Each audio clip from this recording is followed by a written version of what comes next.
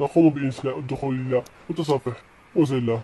نقوم بالدخول إلى موقع جوجل مابس وWow.net حتى نفحصها 100%. ثم أوتلوك. نقوم بالضغط على Create في أكاونت.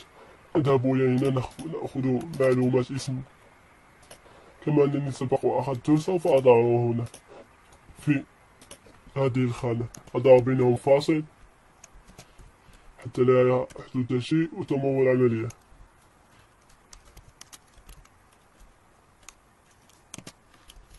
إنها لا تمر. نعم، وأضع البريد الإلكتروني، سوف أضعه في الملف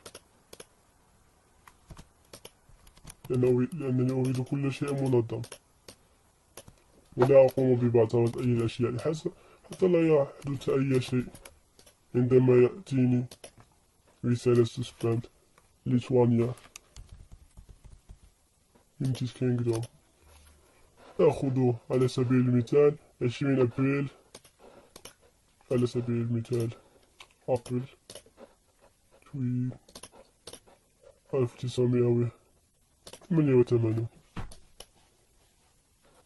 لا مشكلة. نقوم بكتابة الكابتشا.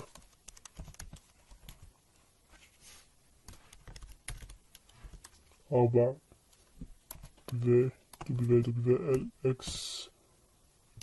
نضغط على أنتر.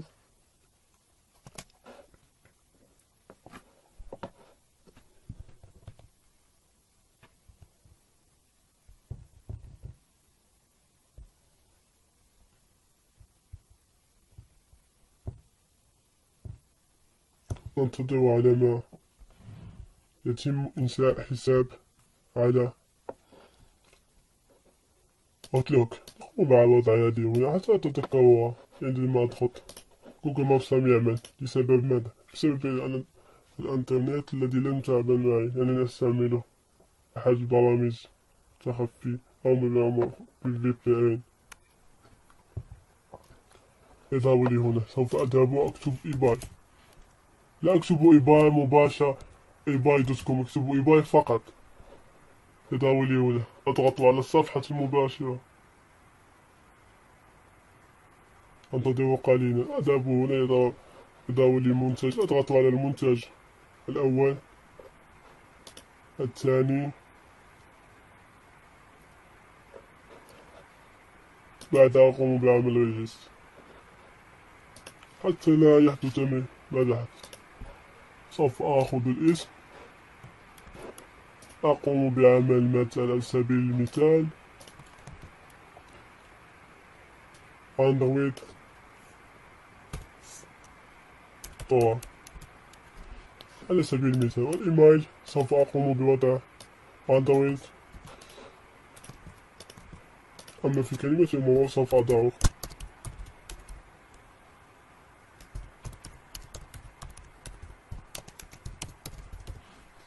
كما يظهر لكم هنا أمامكم. وبخصوص رقم الهاتف سوف أضع 79 4 9 4 1 8 8 2، وأقوم بوضع 8 7 7 2 1 9. بعدين أضغط على سيف حتى يحتفظ به في البراوزر. بعدين أقوم بوضع نفس الشيء ستار. قد وضعته ماجي سكيل. سوف أضع ماجي سكيل ستار. لم يعمل. أقوم بوضع كوبي. أضعه هنا في الملف حتى أتذكره. انظروا ماذا حدث. نقلني مباشرة إلى هنا. أنا أعرف السبب. أضغط مباشرة على Setting Account.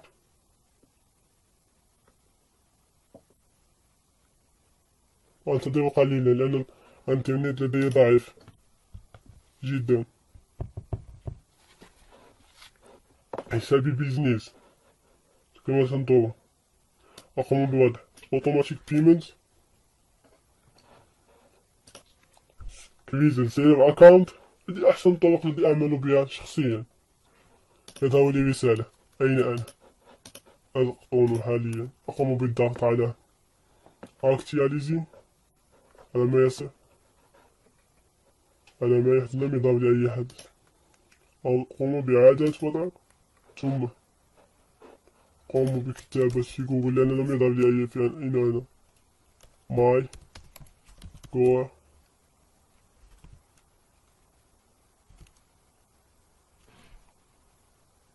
ماي كورنت لوكيشن. أذهب هنا مباشرة. أقوم بتكبير الشاشة لأرى هل أنني في يونايتد كينغدوم أو في مكان آخر. كما يظهر لكم أنا هنا، لأن الإنترنت ضعيف. هذا هو أحد الأسباب. أقوم بتكبير الشاشة قليلا لأختار أحد المنازل. أقوم بضغط على ميميلاتر. أقوم بتحويل الخريطة إلى شكل توبوغرافي. أقوم بالهبوط بالماوس إلى هنا وأبحث عن منزل مجاور أو مثل ما، فأضغط على مثلا هذا المنزل. لم ي... أو هذا المنزل، لأن العنوان هذه هي العنوان. أضغط انظروا هل لي PORZ. انظروا هنا، هل نفس العنوان؟ لا، ليس. أقوم بوضعها هنا، ثم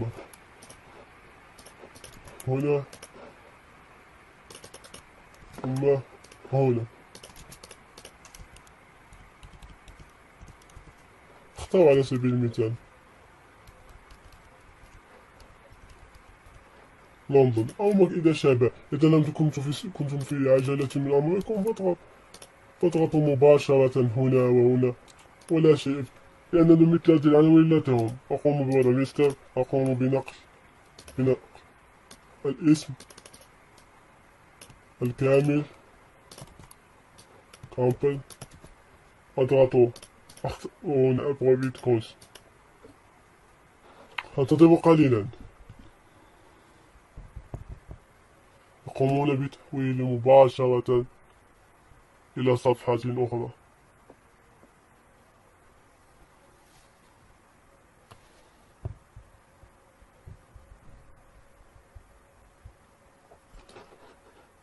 قم بعمل جيت تكست. انتظر قليلا على ما يصلني الرمز، لأنني أتكلم مع صديقي حالا في الهاتف ليرسل لي الرمز الذي وصله، بسبب أني لا أريد أعمل هنا بموقعين. سوف أعود لكم مباشرة بعد وضع. لقد عدت إخواني. سوف أكمل إنشاء. ننتظر بعد الوقت. هنا أخواني سوف نضع gouvernement كما تنظرون، وهنا more than مليون. أما في الرقم هذا سوف تختارون 5 9 3 وتقوم بالتغيير في هذه الأرقام التي سأضع الآن. هذا هو الذي سوف تستعملون كلكم، وهذا الرقم الذي ستغيرونه على حسب كل شخص. هو 3 4 5 0 9. هذه الأرقام هي المهمة. انتظروا قليلا بعد الوقت حتى يكمل تسجيل الحساب. سوف نضع مباشرة الرمز. سوف أعود لكم بعد إكمال هذه العملية. لقد أكملت العملية وظهرت لي مثل هذه. لن أقوم بأي شيء. سوف أذهب مباشرة إلى الإعدادات مباشرة كما تنظرون. أذهب إلى خانة اسمها بايبل أكاونت. لا أذهب إلى أي خانة أخرى، بل بايبل أكاونت مباشرة. أقوم بعمل سينك أب. لا أذهب وأنشئ حساب بايبال وأقوم بإعرابات بربطه وكذا. لا، لا نقوم بأي شيء مثل هذا. سوف نقوم بما هو في الفيديو علشان نتجنب مشاكل إيباي، لأن إيباي تريد منك نقطة واحدة للغلط علشان تقول لك غير المنصة.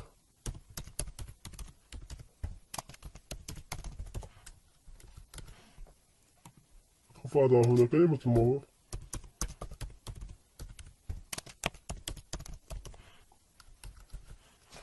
ثم أضع الكابتشا 92FG،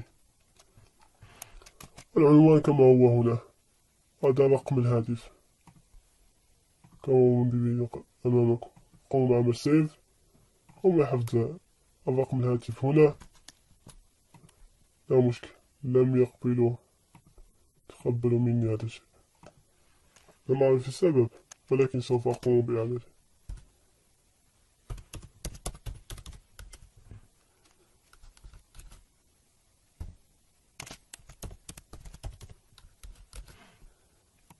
سأقوم ببعض الإعدادات في كلمة المرور علشان تقبلها.